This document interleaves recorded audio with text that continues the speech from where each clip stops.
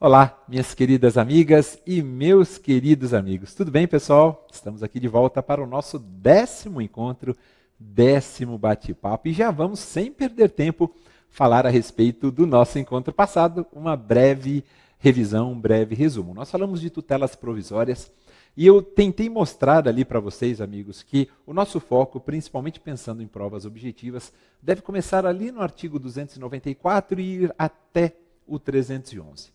Eu falei para vocês que as tutelas provisórias se constituem em tutelas diferenciadas, né, justamente em razão da provisoriedade. A gente não está falando de tutela definitiva, que seriam aquele gênero, né, que nós chamamos de tutelas comuns, que pertenceriam ao gênero de tutelas comuns, e trouxe alguns paralelos entre as tutelas de urgência e de evidência, que são espécies das chamadas tutelas provisórias. Temos disposições gerais. Dentre as disposições gerais, nós falamos da possibilidade de revogação, de modificação a qualquer tempo. Falamos também da necessidade de fundamentação sempre que uma decisão a respeito de tutela provisória for estabelecida, seja para conceder, para negar, para revogar, para modificar, a fundamentação da decisão é imprescindível. Falamos da questão da competência também, autos no tribunal, autos que ainda não chegaram ao tribunal,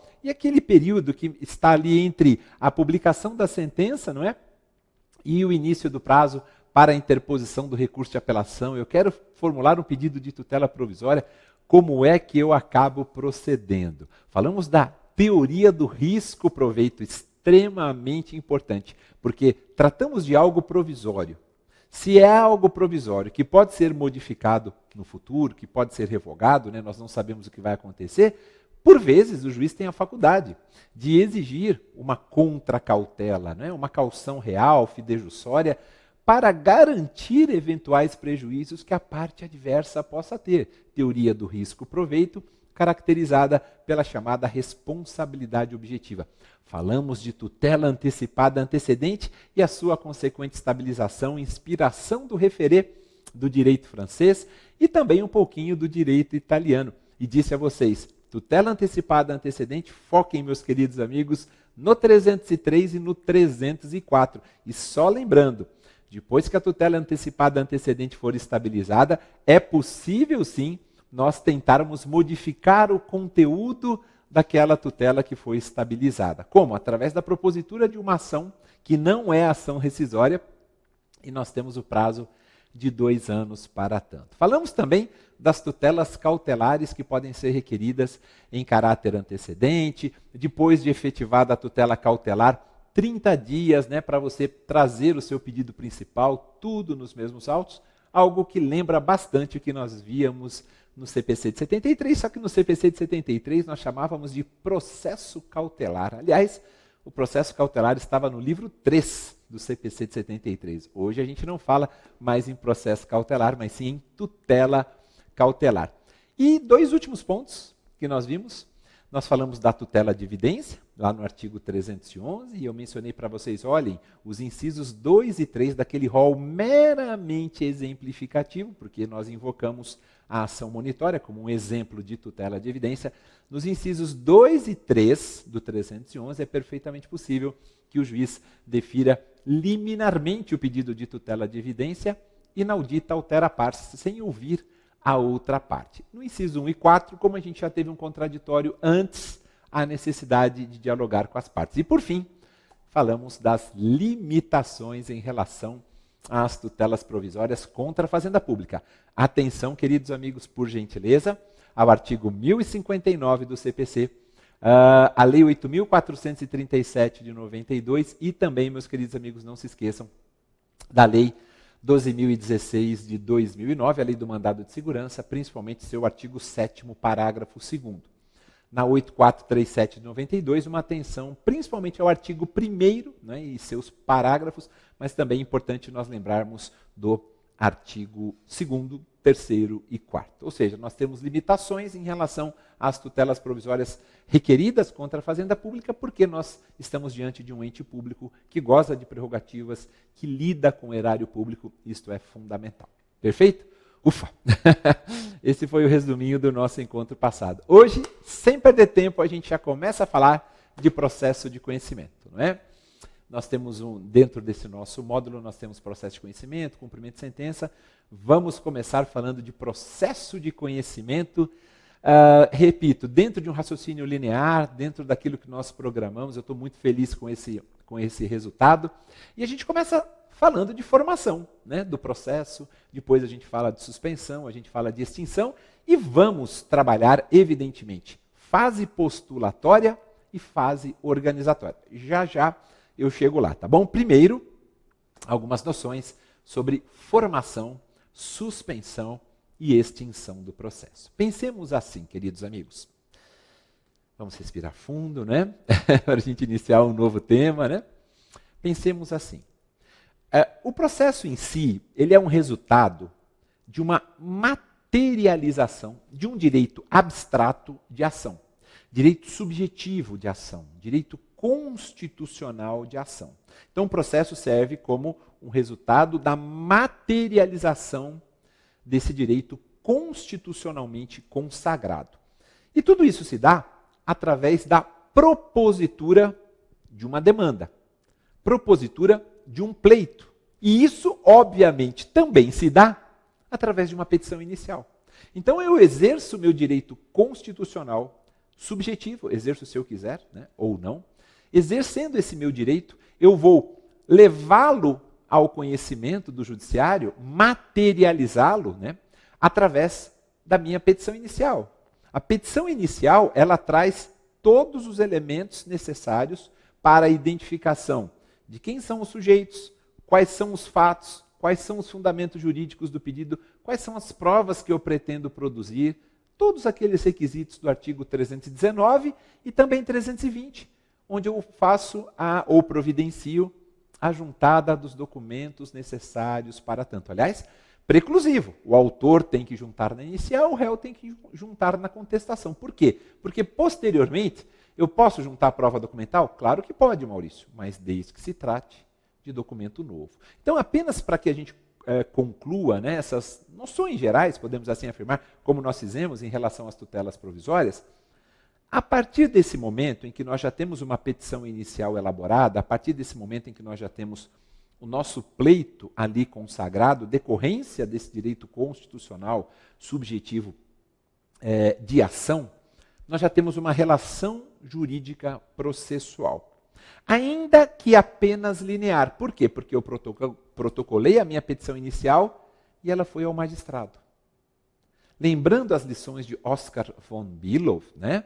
Se nós lembrarmos da teoria da relação jurídica processual, se nós lembrarmos daquela relação triangular, nós temos que pensar assim, ó, se o autor está no vértice inferior, o réu está no outro vértice inferior, e no vértice superior está o Estado juiz, a relação, por enquanto, quando eu distribuo uma inicial para o Estado juiz, ela é linear, mas a gente já tem uma relação jurídica ali. Ou seja, já temos processo, não é? Não é aquela ideia anterior que nós consagrávamos isso nos manuais, né, antigos, ainda sob a vigência do CPC de 73, de que processo só teríamos com a citação válida do réu. Não, a gente até comentou sobre isso em aulas anteriores. Eu já tenho processo, mesmo que seja nessa relação linear. Até porque, distribuída a petição inicial, ela pode ser indeferida, o processo pode acabar ali mesmo. Pode ser hipótese de julgamento de improcedência liminar do pedido, também vai acabar ali mesmo, nem vai ter citação do réu para querendo apresentar resposta. Ou seja, o processo não precisa de citação para ser formado. Nós não estamos falando de formação, daqui a pouco suspensão e extinção do processo, não é? Então é isso que acaba acontecendo, meus queridos amigos. É muito importante que nós compreendamos como é que essa formação se dá. E isso a gente tem que, obviamente, invocar as lições da temática processo, né, que é uma temática extremamente importante quando a gente estuda TGP, jurisdição, ação, processo, enfim, para que a gente compreenda que existe sim uma relação jurídica a partir do momento em que a inicial foi protocolada ou ela foi distribuída, a depender, né, da situação. Né? Ela houve o registro ou foi distribuída. Por que distribuída? Porque a gente teria várias varas cíveis, né? Ela seria distribuída para cada uma delas. Quando a gente fala de registro, Quando a gente fala de um protocolo propriamente, seria pensando numa vara única. Eu trouxe um slide para vocês, amigos, para que a gente possa começar, né, lendo um pouquinho, refletindo sobre formação. Vou apresentar agora, tá bom? Vamos dar uma olhadinha, vejam só. Aí está, pessoal. A formação do processo, diante de tudo que a gente já falou até agora, ela obedece ao princípio da inércia. Está lá no artigo 2º do nosso CPC. A gente falou isso no nosso primeiro encontro, quando tratamos das chamadas normas fundamentais, através do qual a função jurisdicional não pode ser prestada em favor de quem não a requereu. Sendo assim, o processo, a despeito de poder se desenvolver por impulso oficial, que também está caracterizado no artigo 2º, começa por iniciativa do autor, que, através do exercício do direito de ação, provoca o Estado juiz a prestar a tutela jurisdicional em relação ao pedido formulado em face do réu.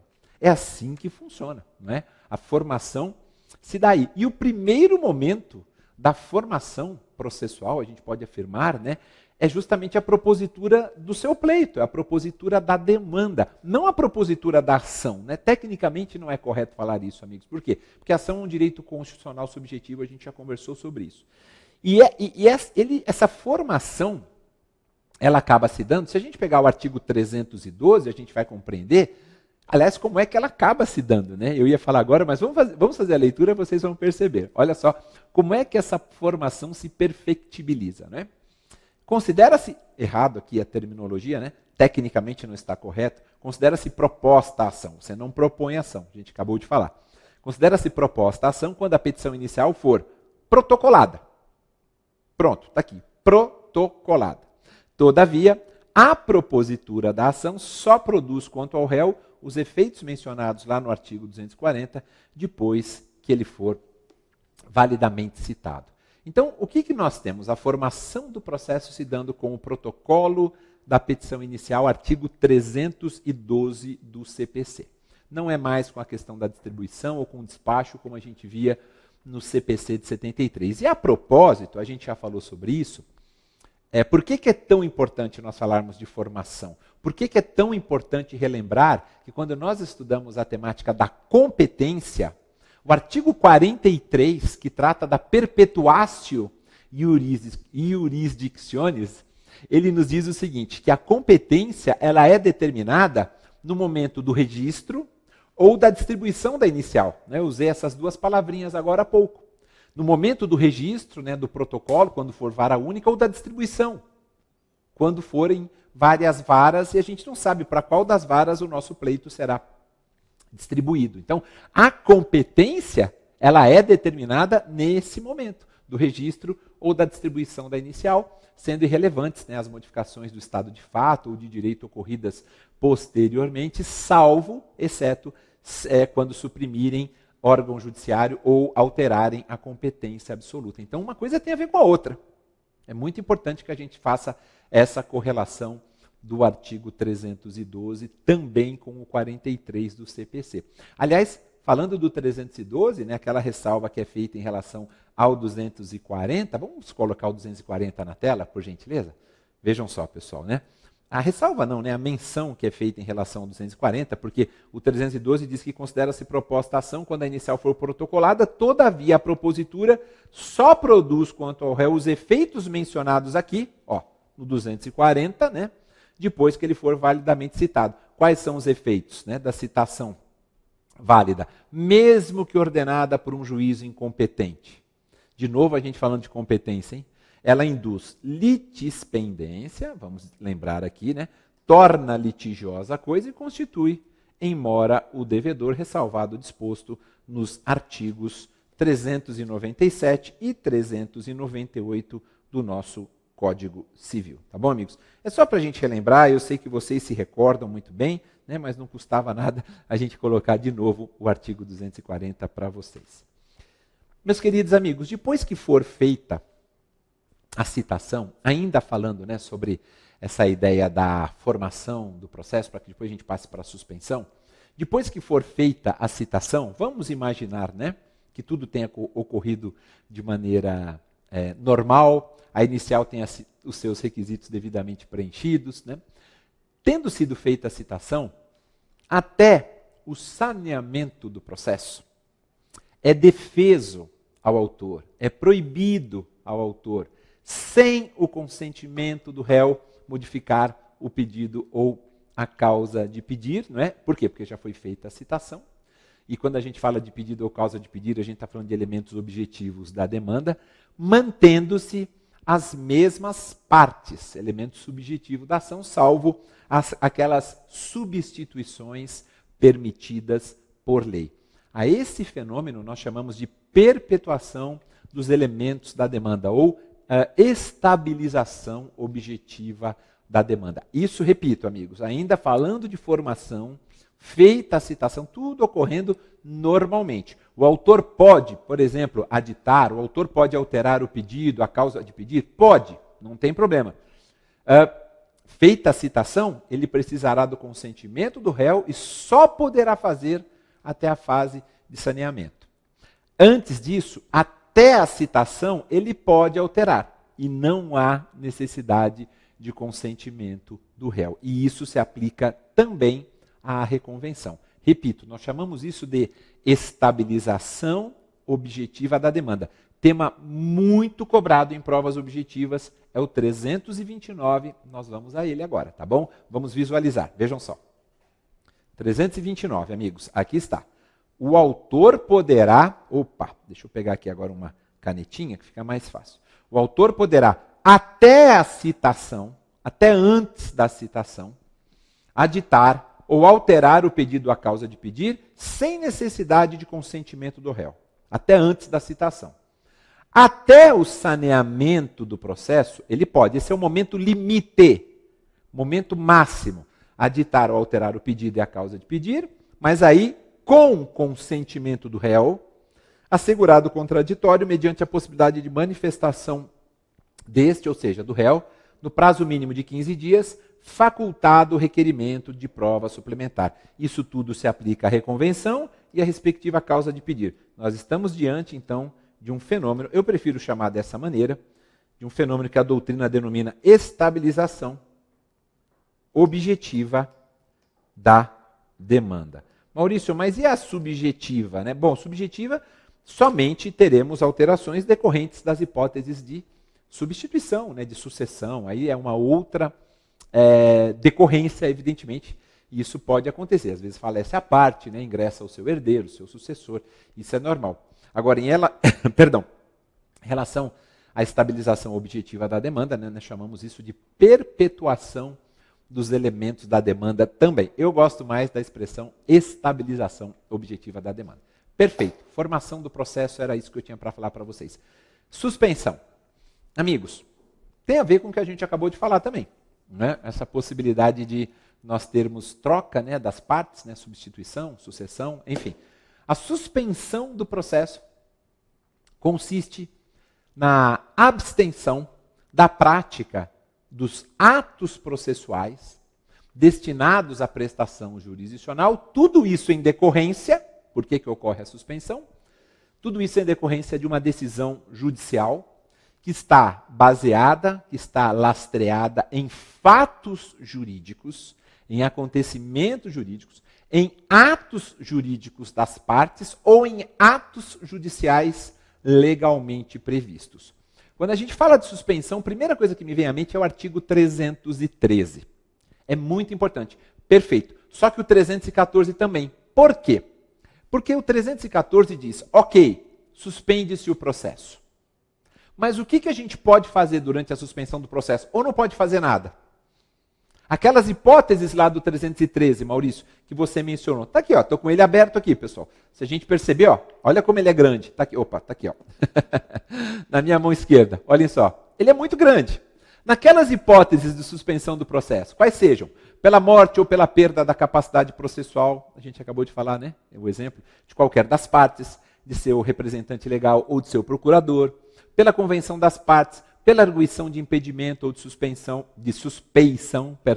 suspende-se o processo, pela admissão do IRDR, quando a sentença de mérito, aí nós temos as hipóteses do inciso 5, por motivo de força maior, inciso 6. Inciso 7, quando se discutir em juízo questão decorrente de acidentes e fatos de navegação de competência do Tribunal Marítimo, nosso CPC 2015 incorporou, né, algumas ideias relacionadas ao direito marítimo, no que, na minha opinião, fez muito bem, principalmente num país como o nosso, de dimensão continental, com uma área litorânea muito grande, não é? E depois nós temos no inciso 8, nos demais casos que este código regula, e duas novidades, não é?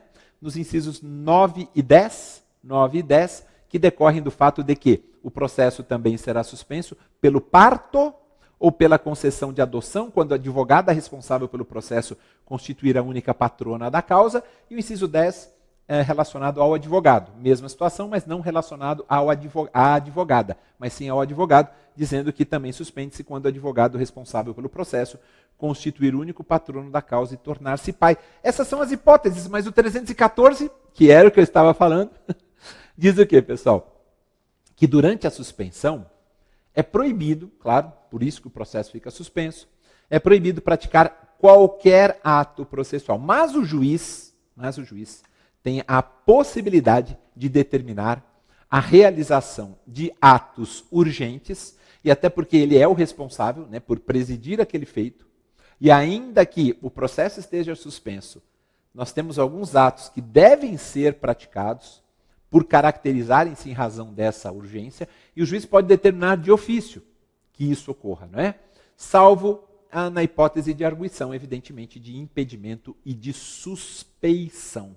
Então, o 314, diretamente relacionado ao 313, que traz as hipóteses que eu mencionei para vocês, com aquelas duas novidades do inciso 9, do inciso 9 e 10, ele diz, não podemos praticar nenhum ato processual, exceto as medidas de natureza urgente, para evitar dano irreparável, não é? Salvo se tratar de hipótese de arguição de impedimento ou de suspeição. Então, tudo isso é importante, e é importante que a gente destaque também, dentro da ideia da suspensão do processo, meus queridos amigos, termo inicial e termo final.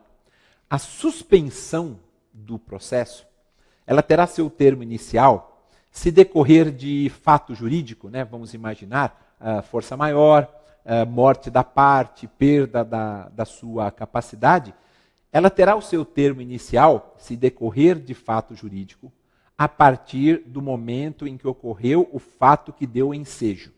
Ensejo ao quê? Por exemplo, né, a morte da parte, né, a morte do seu advogado, a perda da sua capacidade. Então, o termo inicial, quando se tratar deste fato jurídico, deste acontecimento jurídico, o termo inicial é justamente a data da ocorrência do fato que lhe deu ensejo. Se não decorrer de um fato jurídico, mas decorrer de um ato jurídico, né, das partes, ou se decorrer de um ato judicial, o termo inicial é, em regra, contado a partir da decisão respectiva. Ok, Maurício, né? E o termo final? Suspende até quando, né? Se decorrer de convenção das partes, porque é perfeitamente possível que as partes requeiram a suspensão do processo, né? Se decorrer da suspensão das partes, com término do prazo de suspensão. E o 313 fala no máximo de 6 meses, tudo isso independentemente de intimação. Nos demais casos, o termo final é a partir da decisão respectiva proferida nesse sentido. Nós temos dois tipos de suspensão, não é, amigos? Nós temos a suspensão legal ou temos a suspensão convencional, né? Quando a gente fala de suspensão convencional, é aquela da hipótese do 313, inciso 2º, que a gente falou, a suspensão do processo por convenção das partes. Já nos demais casos, a suspensão ocorre naquilo que a gente chama de suspensão legal e não de suspensão convencional do processo. Para a gente arrematar essas ideias bem rápidas, né, sobre formação, sobre suspensão e sobre extinção do processo, permitam, queridos amigos, nós falarmos agora bem brevemente a respeito da extinção do processo. E a gente vai para uns artigos, vamos para alguns artigos um pouquinho mais adiante, vamos lá para o 316, que diz assim, pessoal, a extinção do processo dar-se-á por sentença. E o 317 dizendo que, antes de proferir decisão sem resolução do mérito, 317 está caindo muito em provas objetivas, muito. Antes de proferir decisão sem resolução do mérito, o juiz deverá conceder à parte oportunidade para, se possível, corrigir o vício. Por quê? Isso aqui é uma nítida influência do princípio da primazia do julgamento de mérito. Antes de decidir, atentem amigos, é extremamente importante. Antes de decidir sem resolução do mérito, o juiz deverá, é uma obrigação, conceder à parte oportunidade para, se for possível, se for um vício sanável, corrigi-lo, tá certo? Mas a ideia principal é que a extinção do processo dar-se-á, artigo 316, por sentença, que segundo o artigo 203, parágrafo 1º, é o pronunciamento por meio do qual o juiz, com fundamento nos artigos 485, sentenças terminativas, e 487, sentenças definitivas, põe fim à fase cognitiva do procedimento comum, bem como extingue a execução, meus amigos, tá bom? Ah, mas, peraí, Maurício, só para a gente arrematar esse raciocínio, e para os casos em que o processo seja, por exemplo, de competência originária dos tribunais, vamos supor uma ação rescisória, aí evidentemente que a extinção se dará por decisão monocrática do relator, se forem utilizados os poderes do artigo 932 ou por acórdão, tá certo? Formação, suspensão e extinção do processo. Comecemos a falar a partir de agora, amigos, rapidamente, né, para a gente poder encerrar esse primeiro bloquinho. Comecemos a falar agora daquilo que, de fato, né, caracteriza as fases do chamado procedimento comum. O nosso CPC de 2015, ele não tem mais aquela divisão entre procedimento ordinário e sumário. Acabou, o procedimento sumário não existe mais.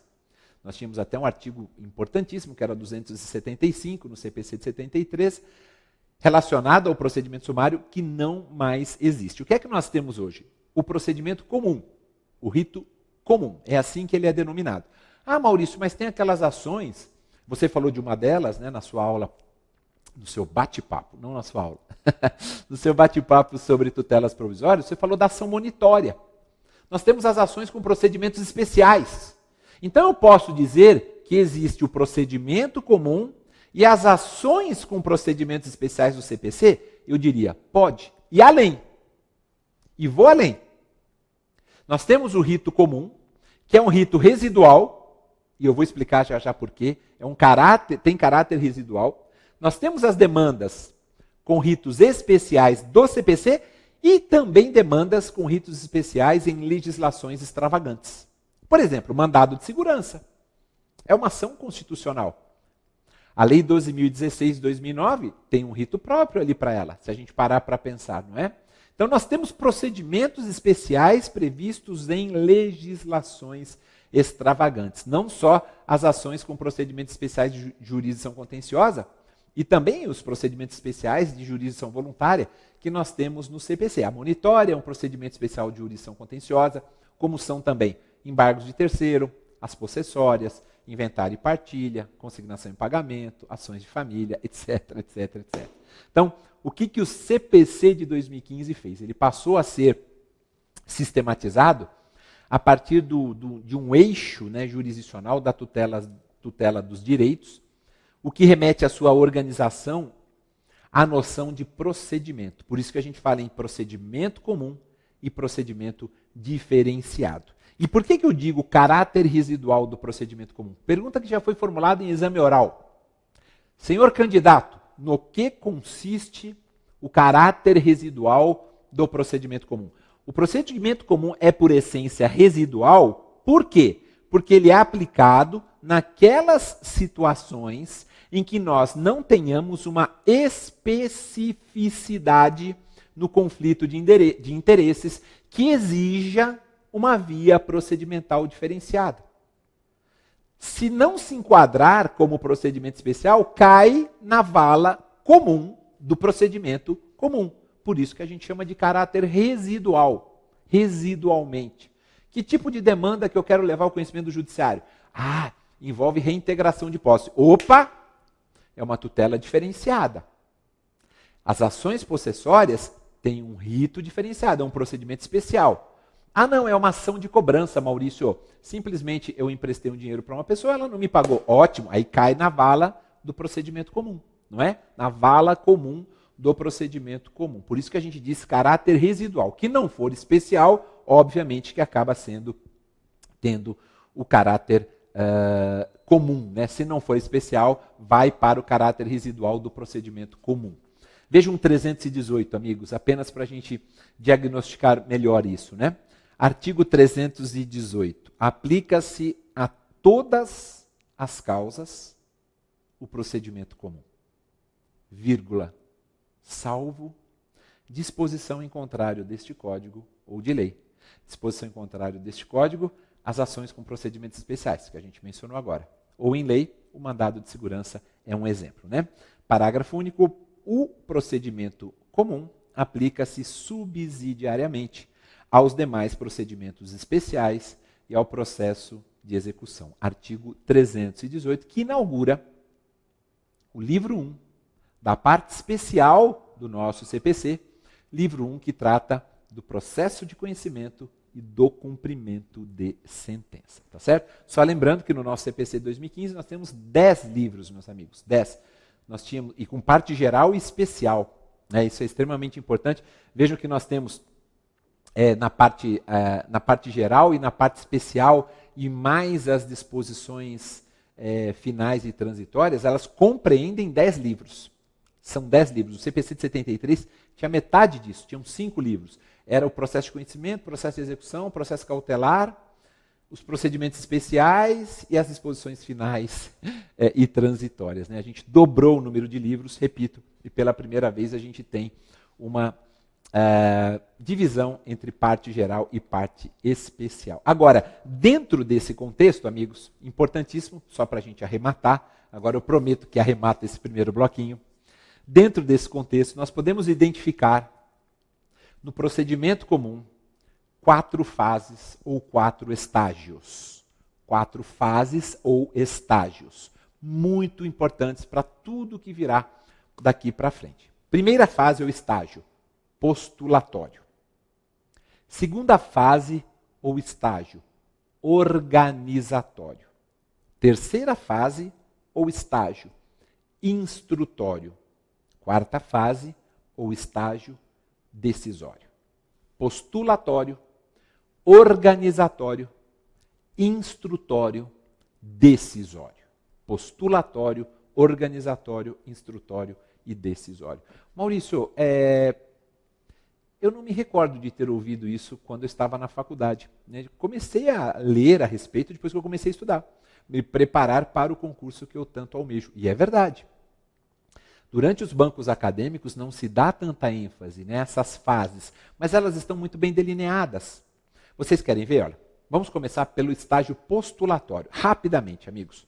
O estágio postulatório, como o próprio nome sugere, ele se destina à oitiva de ambas as partes. É o estágio para postular, como o próprio nome sugere, para requerer. O autor vai expor o seu caso mediante o exercício do direito de ação, artigo 5º, inciso 35 da Constituição, né? Princípio da inafastabilidade do controle jurisdicional, nenhuma ameaça ou lesão deixará de ser apreciada, né? Nenhuma ameaça ou lesão a algum direito deixará de ser apreciada pelo judiciário, né? Então, a fase postulatória ela começa com o autor expondo o seu caso mediante o exercício do direito de ação e o réu, por sua vez, se defendendo, exercendo o seu direito de defesa, artigo 5º, inciso 55 da Constituição, quando a gente fala de contraditório, de ampla defesa, e ao mesmo tempo até podendo contra-atacar, porque ele tem ainda a possibilidade de reconvenção. Mas o que caracteriza, o que marca o estágio postulatório é justamente o fato de que os sujeitos principais ali, autor e réu, requerente, requerido, da forma que você queira chamar, eles postulam ao juiz o que querem. O autor traz a sua ideia inicial, o réu vai rebater, vai contra-atacar, se for o caso. É aí que nós temos o estágio postulatório. É a partir da exposição dos seus respectivos fundamentos que ambas as partes acabam postulando e, evidentemente, né, nós vamos, então, finalizada essa fase, ou esse estágio postulatório, evidentemente, a gente começaria o segundo estágio, que nós chamamos de estágio organizatório, que tem por função preparar a causa para a próxima fase, que é a instrutória, a terceira fase. Preparar a causa, se for o caso, preparar a causa para a sua instrução e julgamento. Tanto é que nesse estágio de organização do processo, meus queridos amigos, né? Esse estágio aí de providências preliminares, talvez de julgamento conforme o estado do processo, de decisão de saneamento, é nesse estágio que a gente pode dizer que nós verificamos, observamos um perfil retrospectivo e prospectivo. Retrospectivo, prospectivo, né? E por que isso, pessoal? Porque no estágio organizatório, ele tem como objetivo, né, aferir a existência de impedimentos, de óbices, de vícios processuais que impeçam o julgamento do mérito, a fim de sanear a causa e também delimitar as alegações de fato, as alegações de direito para a produção da prova que virá anteriormente. Ah, Maurício, mas nesse estágio também eu posso julgar conforme o estado do processo. Eu posso julgar antecipadamente o mérito? Pode, sem problema algum. O que mais caracteriza, mais evidencia esse estágio organizatório, como o próprio nome sugere, é organizar o processo de tal forma que a gente corrija todos os vícios. Ah, está faltando a procuração de uma das partes. Está faltando a assinatura na procuração de uma das partes. Está faltando a guia comprovando o recolhimento das custas iniciais. É nesse estágio organizatório que começa, findo o prazo para a apresentação da contestação. Por quê? Porque contestação faz parte do primeiro estágio, que é o postulatório. Perceberam, amigos? Postulatório vai postulação do autor, postulação do réu. Findou esse prazo, teve contestação, não teve, teve reconvenção, não teve, a gente já passa para as providências preliminares. E também, obviamente, julgamento conforme o estado do processo. E, se for o caso, uma decisão de saneamento, organizando o processo. Organizando. Se tivermos, por exemplo, uma contestação, amigos, apresentada pelo réu, com matéria, né, trazendo matéria de mérito, defesa de mérito, direta, indireta, prova documental, nesse estágio organizatório, o juiz já fala assim, olha, autor, estou te intimando para réplica. Por quê? Porque tem defesas trazidas aqui pelo réu, que exigem a sua manifestação, tem prova documental, nós não vamos, obviamente, falar em cerceamento de defesa, estou intimando você para querendo apresentar réplica. Eu já estou na fase de organização do processo, de providências preliminares dentro da chamada organização do processo. E se eu tiver que produzir prova oral, se eu tiver que produzir prova pericial, eu passo para a terceira fase. Como é que nós chamamos a terceira fase? Instrutória. Ou estágio instrutório, e terminou o estágio instrutório, vamos para a fase decisória. Perceberam, amigos? São as 4 fases, os 4 estágios. Nós vamos falar um pouquinho, nesse nosso encontro, tanto da primeira fase, que é a postulatória, quanto da segunda, a fase organizatória. Mas tudo isso, já já, no nosso segundo bloquinho, tá bom? Até mais, pessoal.